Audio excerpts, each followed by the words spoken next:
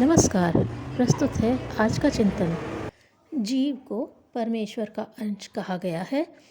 जिस प्रकार जल के प्रपात में से पानी के अनेक छोटे छोटे झरने उत्पन्न होते और विलय होते हैं, उसी प्रकार विभिन्न जीवधारी परमात्मा में से उत्पन्न होकर उसी में लय होते रहते हैं। आस्तिकता वह शुद्ध दृष्टि है जिसके आधार पर मनुष्य अपने जीवन की रीति नीति का क्रम ठीक प्रकार बना सकने में समर्थ होता है। हम ईश्वर के पुत्र हैं, महान महत्ता, शक्ति एवं सामर्थ्य के पुंज हैं। अपने पिता के उत्तराधिकार में हमें वह प्रतिभा उपलब्ध है जिससे अपने संबंधित जगत का, समाज एवं परिवार का सुव्यवस्थित संचालन कर सकें। ईश्वर की विशेष प्रसन्नता, अनुकंपा एवं सहायता प्राप्त करने के लिए हमें परमेश्वर का आज्ञानुवर्ती धर्मपरायण होना चाहिए।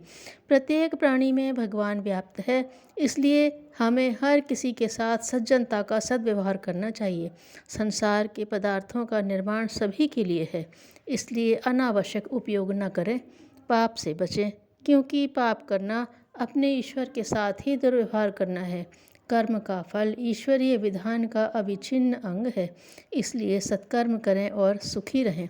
दुष्कर्मों से बचें ताकि दुख न सहना पड़े। यह भावनाएं एवं मान्यताएं जिसके मन में जितनी ही गहरी जमी होंगी, जो इन्हीं मान्यताओं के अनुरूप अपनी रीति नीति बना रहा होगा, वह उसी अनुपात में आस्तिक कहलाएगा। मनुष्य को अनंत प्रतिभा प्रदान करने के उपरांत परमात्मा ने उसकी बुद्धिमत्ता परखने का भी एक विधान बनाया है। उपलब्ध प्रतिभा का वह सदुपयोग कर सकता है या नहीं, यही उसकी परीक्षा है।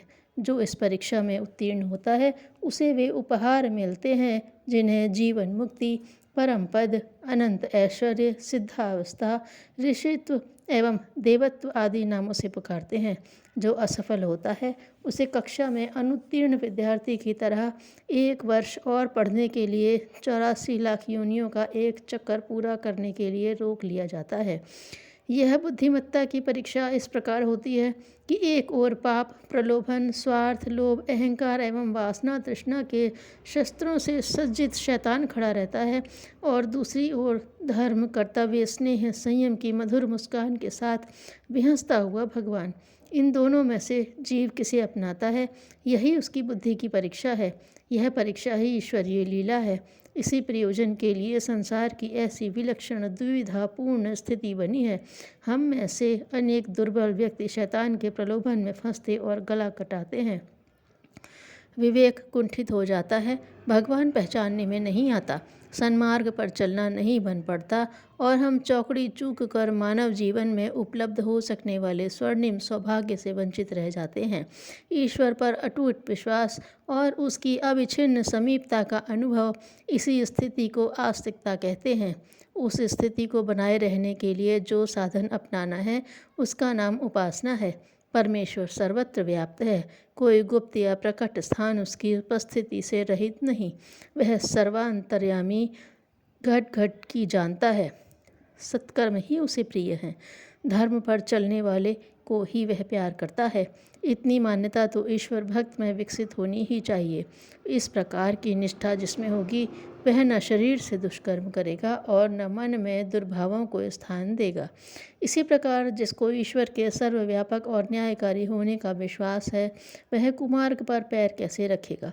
आस्तिक कुकर्मी नहीं हो सकता। जो कुकर्मी है, उसकी आस्तिकता को एक विडंबना या प्रवंचना ही कहना चाहिए। ईश्वर का दंड एवं उपहार दोनों ही असाधारण है, इसलिए आस्तिक को इस बात का सदा ध्यान रहेगा कि दंड से बचा जाए और उपहार प्राप्त किया जाए।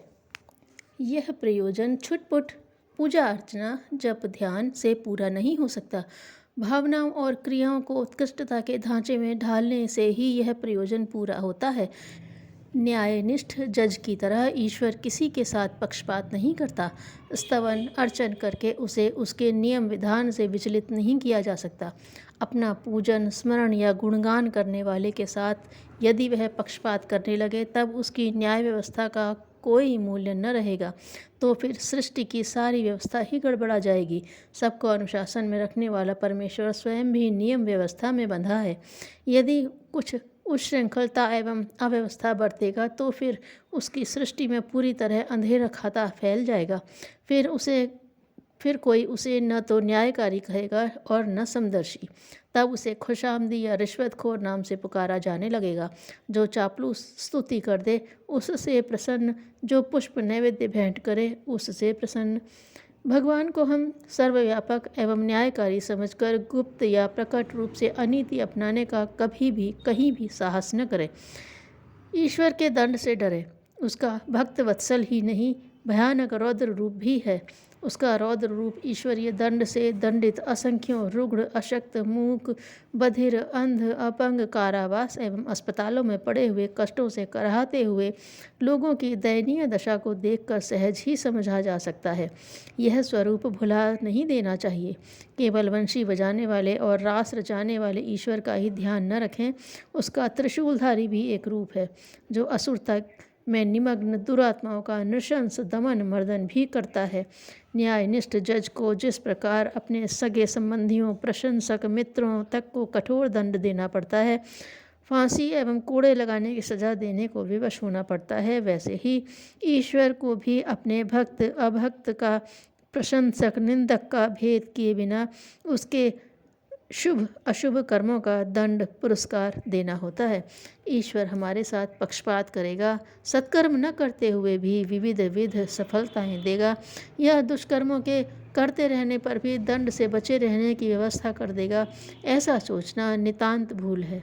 उपासना का उद्देश्य इस प्रकार ईश्वर से अनुचित पक्षपात कराना नहीं होना चाहिए, वरन यह होना चाहिए कि वह हमें अपनी प्रसन्नता के प्रमाण स्वरूप सद्भावनाओं से ओत प्रोत रहने, सत प्रवृत्तियों में संलग्न रहने की प्रेरणा, क्षमता एवं हिम्मत प्रदान करे। भय एवं प्रलोभन के अवसर आने पर भी सतपथ से विचलित न होने की दृढ़ता, यही ईश्वर की कृपा का सर्वश्रेष्ठ चिन्ह है। पापों से डर और पुण्य से प्रेम, यही तो भगवत भक्त के प्रधान चिन्ह है। कोई व्यक्ति आस्तिक है या नास्तिक, इसकी पहचान किसी के तिलक, जनेऊ, कंठी माला, पूजा पाठ, स्नान, दर्शन आदि के आधार पर नहीं, वरन भावनात्मक एवं क्रियात्मक गतिविधियों को देखकर ही की जा सकती है। आस्तिक की मान्यता प्राणी मात्र में ईश्वर की उपस्थिति देखती है, इसलिए उसे हर प्राणी के साथ उदारता, आत्मीयता एवं सेवा सहायता से भरपूर भरा मधुर व्यवहार करना पड़ता है। भक्ति का अर्थ है प्रेम। जो प्रेमी है वह भक्त है। भक्ति भावना का उदय जिसके अंतःकरण में होगा, उसके व्यवहार में प्रेम की अजस्र निर्झरणी बहने लगेगी।